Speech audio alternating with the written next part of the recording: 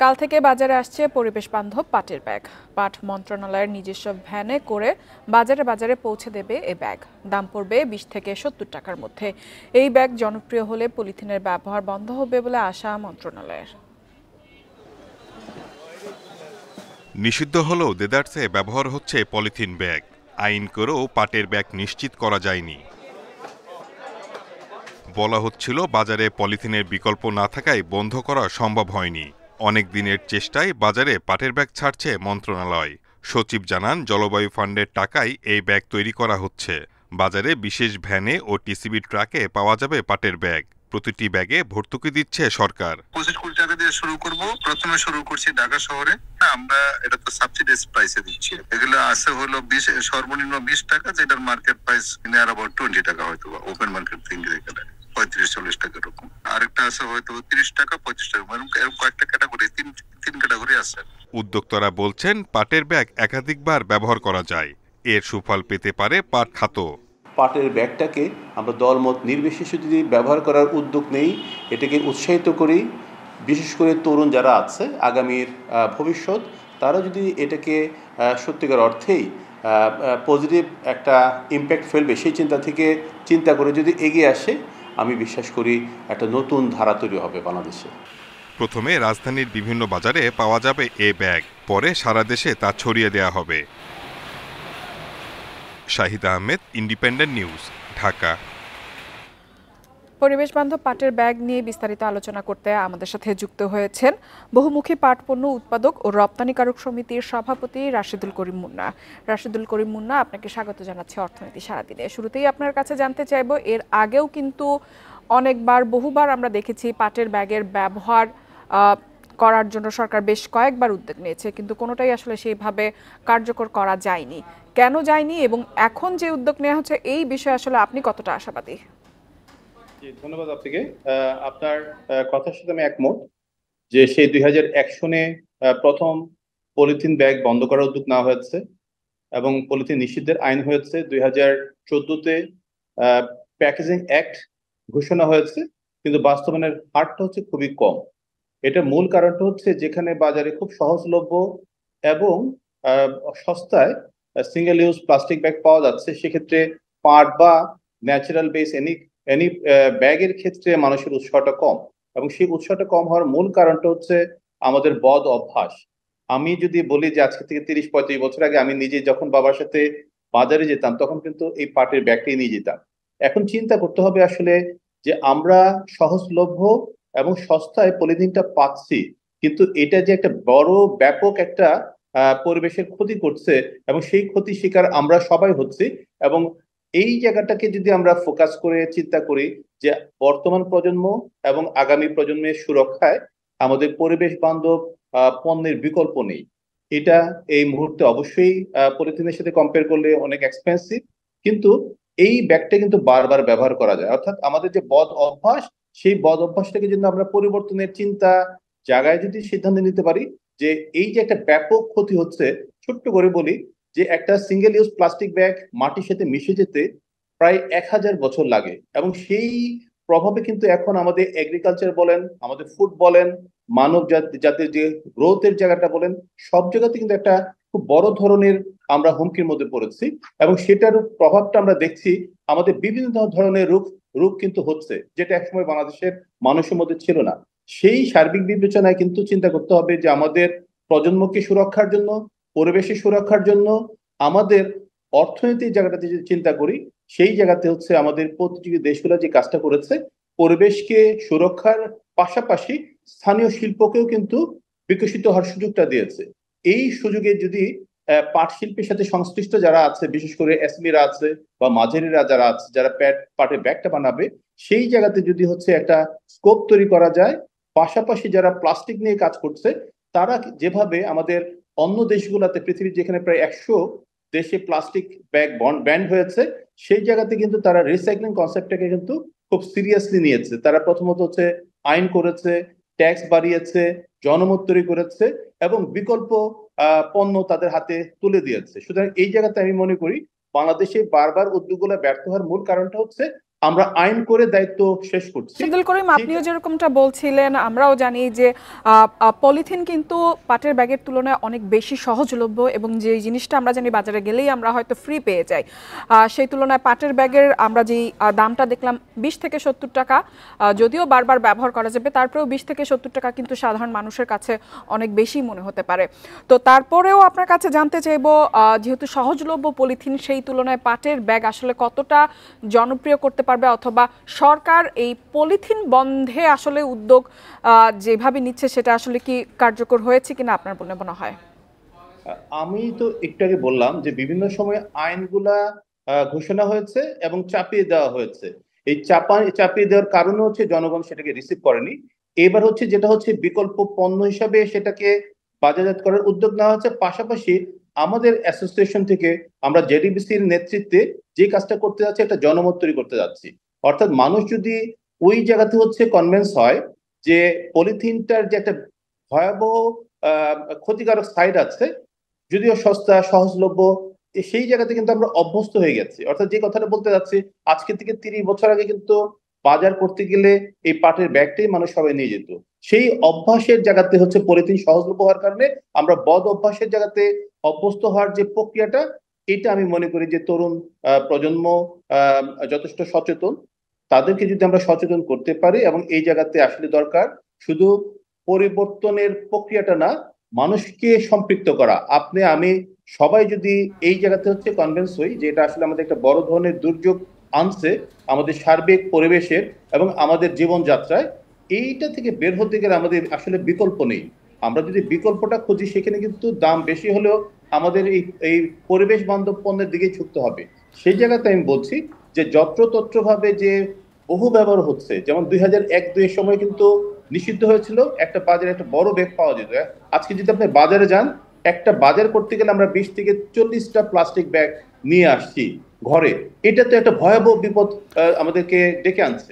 সুতরাং এই যে এটাকে একটা জনমত তৈরি করার ক্ষেত্রে আসলে সকলকে সম্পৃক্ত হওয়ার জায়গাটা যদি আমরা প্রসারিত করতে পারি, তখন এটার অর্থাৎ সরকারের পাশাপাশি আমাদের জনসাধারণকেও কিন্তু এগিয়ে আসতে হবে এবং যথেষ্ট পরিমাণে সচেতন হতে হবে পাটের ব্যাগ ব্যবহারে এবং পলিথিনের ব্যাগ ব্যবহার না করার জন্য। রাশেদুল করিম মুন্না আমাদের সাথে যুক্ত হওয়ার জন্য আপনাকে অসংখ্য ধন্যবাদ। চলে যাচ্ছি পরবর্তী সংবাদে। চীন ও ভারতের উপর যুক্তরাষ্ট্রের আরোপিত শুল্ক নীতির ফলে সুফল পাবে বাংলাদেশ। এতে যুক্তরাষ্ট্রের বাজার থেকে $2 বিলিয়ন বেশি রপ্তানি আয় হতে পারে। শনিবার ইকোনমিক রিপোর্টার্স ফোরাম আয়োজিত এক আলোচনা সভায় এসব কথা বলেন বিশ্বব্যাংকের সাবেক মুখ্য অর্থনীতিবিদ ডক্টর জাহিদ হোসেন। বলেন, অর্থনীতিতে স্থিতিশীলতা ফিরলেও বেড়েছে বৈষম্য ও দারিদ্র্য। ভারতের ওপর বাংলাদেশের চেয়ে 30% বেশি শুল্ক আরোপ করেছে মার্কিন সরকার। বিশ্লেষকদের মতে এতে $120 থেকে $207 কোটি বেশি রপ্তানির সুযোগ তৈরি হয়েছে যুক্তরাষ্ট্রে। আর চীনের ওপর বেশি শুল্ক আরোপ করায় $7 থেকে $25 মিলিয়ন বেশি রপ্তানি হতে পারে দেশটিতে। ট্রাম্পের শুল্কের জেরে আন্তর্জাতিক বাজারে বাংলাদেশের অংশীদারিত্ব বাড়ার সুযোগ দেখছেন অর্থনীতিবিদরা। ইআরএফ এর আলোচনায় বিশ্বব্যাংকের সাবেক মুখ্য অর্থনীতিবিদ ডক্টর জাহিদ হোসেন বলেন, মার্কিন শুল্কের জেরে চীন ও ভারতের রপ্তানি ব্যাহত হলেও বাংলাদেশের রপ্তানি আয় বাড়তে পারে $2 বিলিয়ন বেশি। অর্থ বছর 26-এ আমেরিকান বাজারে ভারত আর চায়না মিলে 187, আর তার চেয়েও ভালো হতে পারে $232 কোটি। গত কয়েক বছরের চেয়ে বর্তমানে দেশের অর্থনীতিতে স্থিতিশীলতা ফিরেছে, কর্মচাঞ্চল্যও বেড়েছে, তবে বেড়েছে দারিদ্র্য ও বৈষম্য। বিদ্যুৎ জ্বালানি সংকট, দুর্দশাগ্রস্ত ব্যাংক খাত, অনুন্নত শ্রমবাজার ও প্রাতিষ্ঠানিক অবক্ষয়ের কারণে সার্বিকভাবে মধ্যম আয়ের দেশের ফাঁদে পড়েছে বাংলাদেশ, এমন মূল্যায়ন এই অর্থনীতিবিদের। বাংলাদেশ একটা মধ্য আয়ের ফাঁদে ঢুকে গেছে, মাথাপিছু আয় বাড়ছে আর দরিদ্রতার হারও বাড়ছে। এটাকে যদি আমরা মধ্য আয়ের ফাঁদ না বলি, তাহলে মধ্য আয়ের ফাঁদটা কি? জ্বালানির সংকট, গ্যাস পাওয়া যায় না, ফ্যাক্টরি ফুল ক্যাপাসিটিতে চলতে পারে না, বিদ্যুৎ নিরবিচ্ছিন্ন সরবরাহ দেয়া যায় না। মাইক্রো লেভেলে পারিবারিক পর্যায়ে অবস্থা খুব একটা ভালো না। এ সময় এলডিসি উত্তরণ পূর্বে জাতীয় অর্থনৈতিক সংস্কারে তেমন অগ্রগতি নেই বলেও মনে করেন আলোচকরা। দেশের অর্থনীতি বড়, আমাদের লোকজনের। Tarek Hossain, independent news, Dhaka. এদিকে এলডিসি উত্তরণে দেশের রপ্তানি খাত সহ বিভিন্ন ক্ষেত্রে চ্যালেঞ্জ আসবে, তাই যৌক্তিক কারণ দেখিয়ে উত্তরণ পেছাতে জাতিসংঘে আবেদন করা যেতে পারে বলে মনে করেন গবেষণা প্রতিষ্ঠান সিপিডির সম্মাননীয় ফেলো ডক্টর মুস্তাফিজুর রহমান।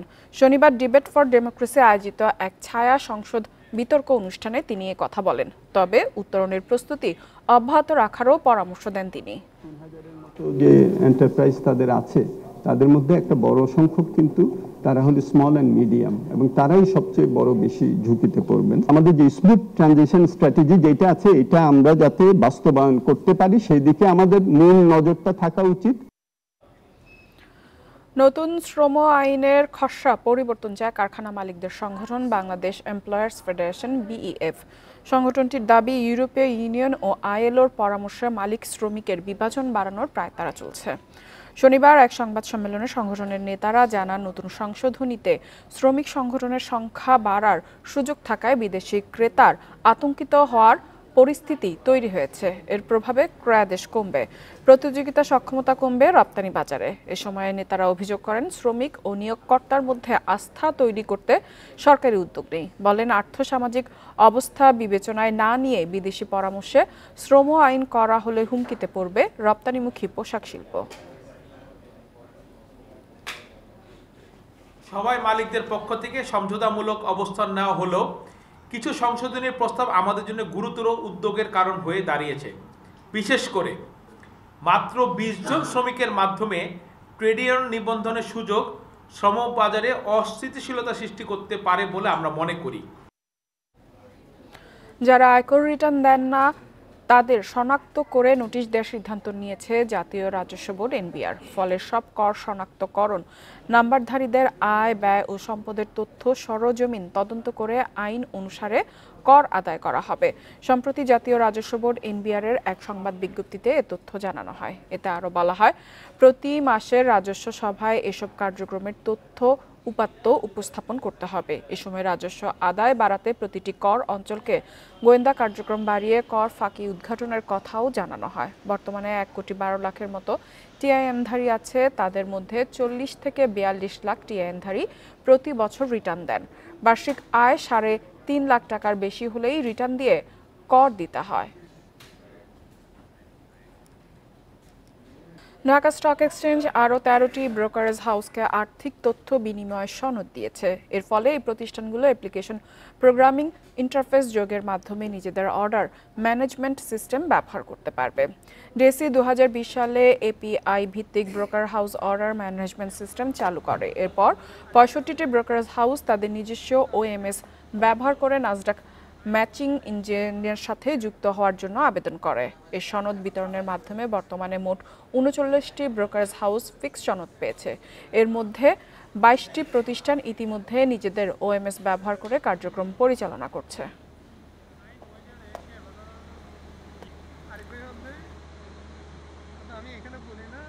বিদায়ী সপ্তাহে শেয়ার বাজারের খবর।